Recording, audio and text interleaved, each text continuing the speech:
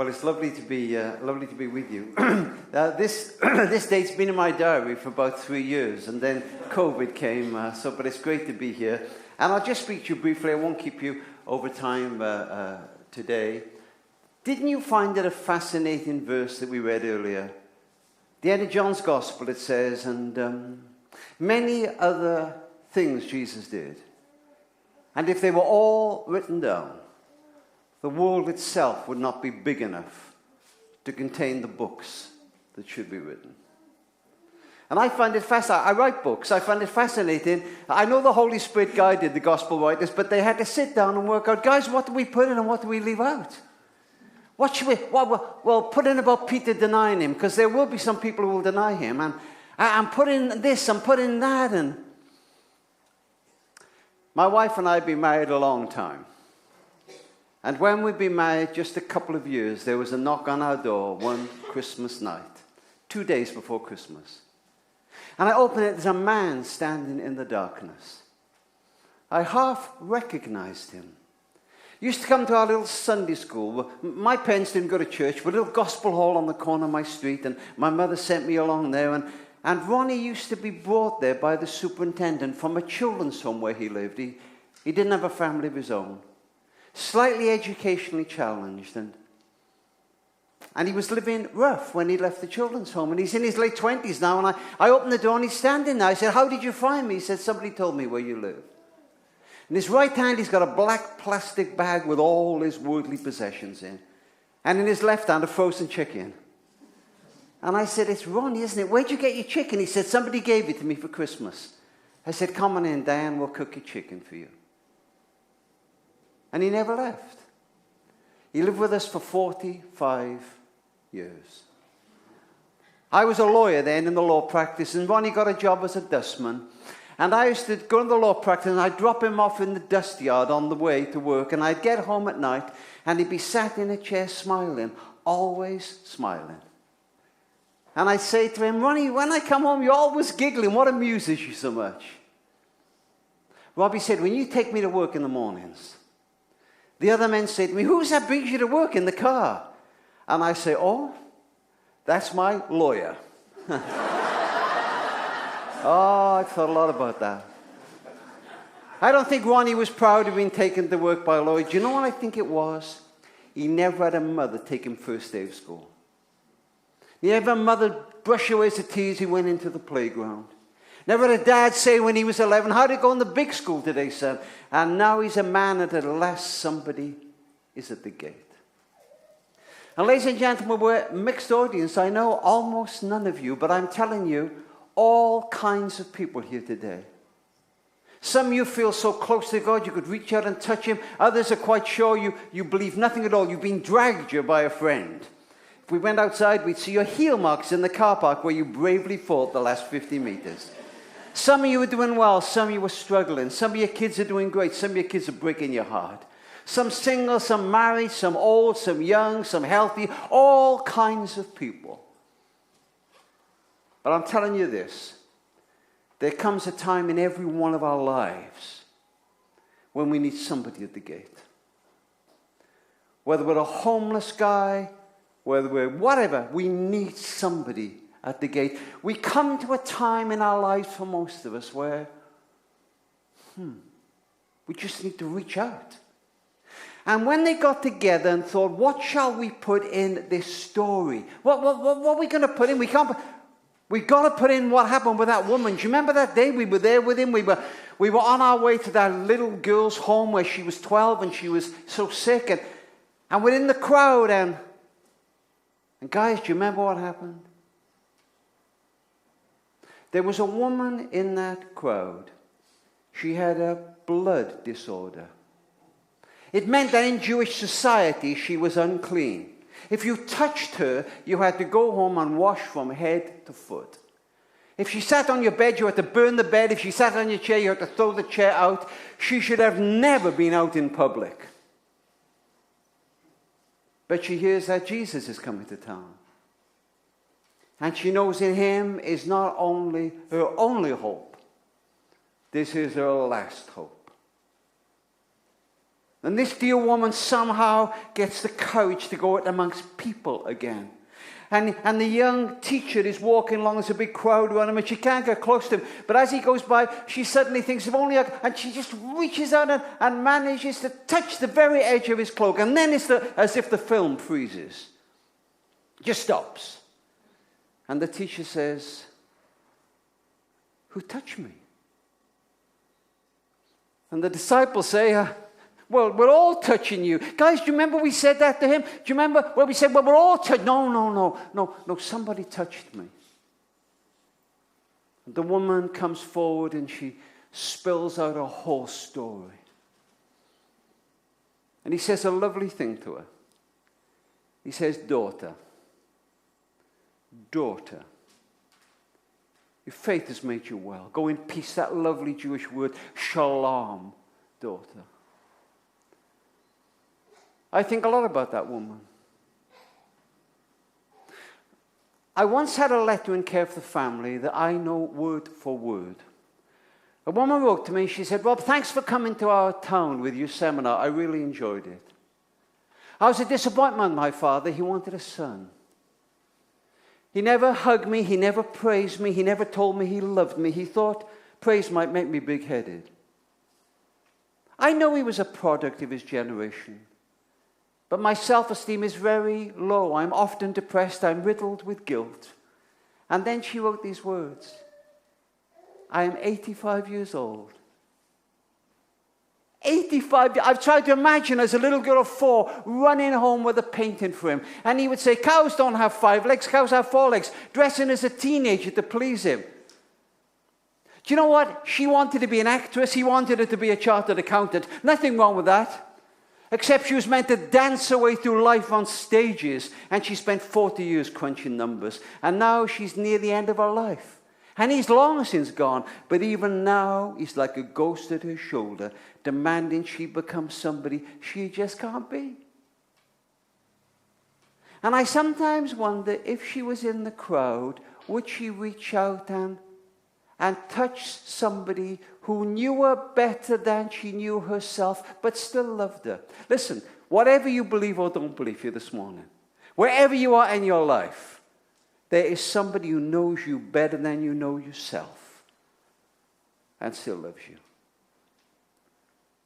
Sometimes I wake far too early. It's 5 o'clock in the morning. And a voice in the history says, you know what, Rob? If people really knew you, they wouldn't come and hear you speak. They wouldn't buy your books. Rob, you're a bit of a hypocrite, to be honest. You don't do this enough. You don't pray enough. I get that at least a couple of times a month. But if I'm fortunate, I hear a voice in this ear that says, I know you. I know you better than you know yourself. I'm not as impressed with the books and speaking events as you appear to be, but I still love you. Nothing you do can make me love you more. And nothing you do can make me love you less. You are loved. There's nothing to prove. And I'm telling you guys, when he walks by, I want to reach out and see, could I touch, could you do that for me?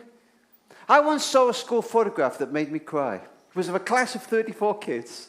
And the girl in the front sat there. She was very overweight. She seemed separate from the other kids. It looked as though they'd moved their chairs away from her.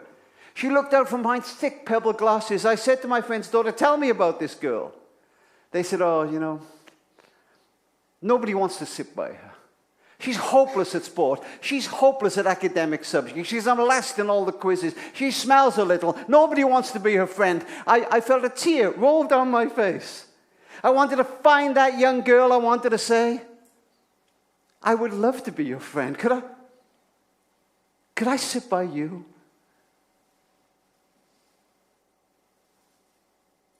Jesus got in trouble the whole of his life from the religious people because he sat by people nobody else wanted to sit by. Imagine that you are here this morning. You're that person who has dragged you, or you've lost your faith, or you're not sure what you believe. Imagine he came in and said to you, hey, Susan, Jack, could I sit by you? And suddenly he's going by and you are reaching out in that incredible way.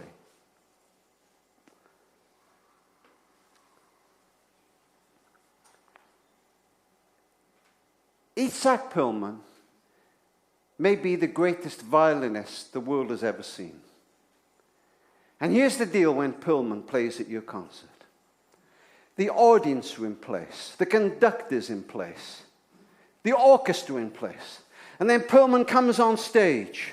He got polio when he was 8 years old. He wears a caliper on his left leg. And he takes his seat to play solo violin.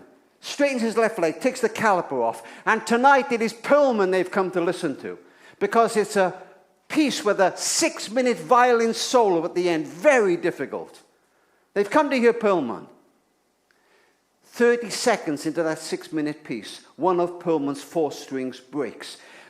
The break sounds like a bullet ricocheting around the auditorium. The audience gasps. The conductor drops his baton, and then Perlman waves them to carry on and brilliantly transposing the music from 4 strings to 3. He finishes the piece.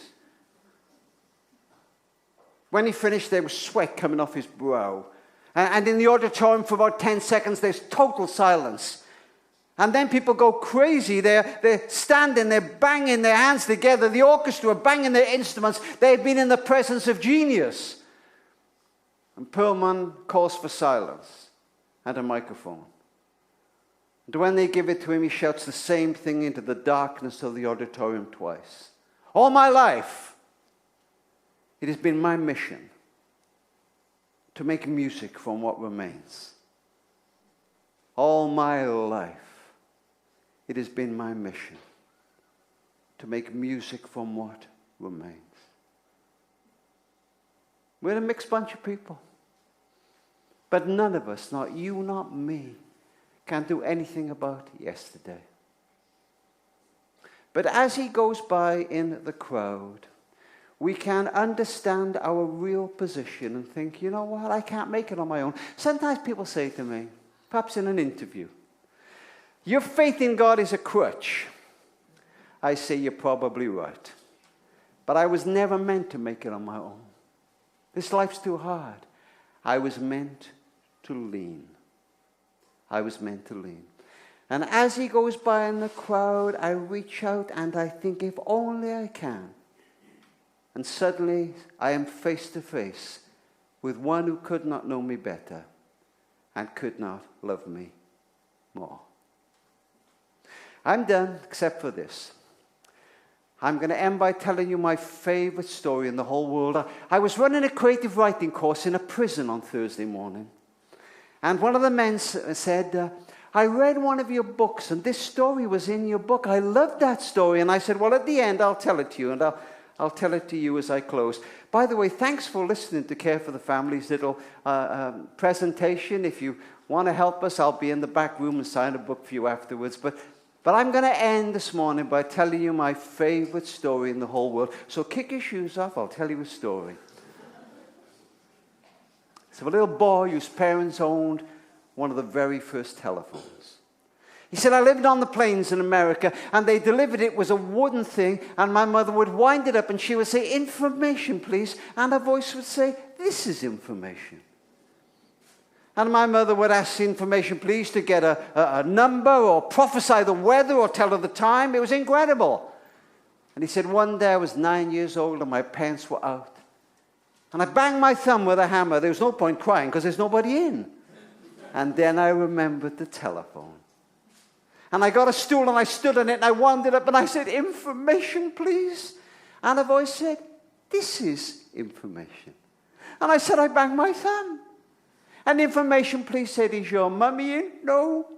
Is your daddy in? No. Is it bleeding? No. Could you get to the ice box? Yes. Put some ice against it. He said it worked. Well, after that, I rang information, please, for anything. Information, please, help me with my geography homework. She told me where Pennsylvania is. Information, please, taught me to spell disappear. And when my pet canary died, I cried and said, why would God make anything that can sing so beautifully and let it die? Information, please, said Paul, you must always remember there are other worlds to sing in.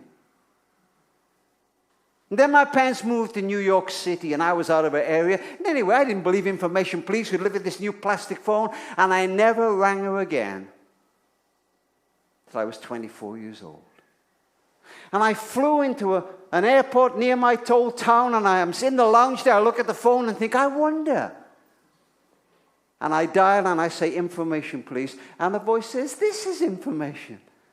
And I say, could you teach me to spell disappear? And she said, I expect that thumb is better by now. And I say, have you any idea what you meant to me? She said, have you any idea what you meant to me? We couldn't have children of our own. I used to love it when you rang. Now, my name's Sally. I'm very old. I only came in a couple of hours a week now. But if you're in my area, please ring me. And I promised her I would. And we would occasionally get through to each other and chat. And one day I rang. And I said, information, please. And a different voice said, this is information. And I said, well, could I speak to Sally? Oh, sir, she said, I'm so sorry. Sally died a couple of weeks ago. She only came in very infrequently. She was very old. Oh, I'm sorry to have troubled you. No, wait. Is your name Paul? Why, yes, it is. Well, sir, Sally said, if you happen to ring, we must be sure to give you this message. Paul, you must always remember, there are other worlds to sing in. And so we have this treasure in jars of clay. And we look not at what is seen, but what is unseen. For what is seen is temporary, but what is unseen will last forever. He passes by in the crowd, and we can reach out. Lovely to be with you. God bless you.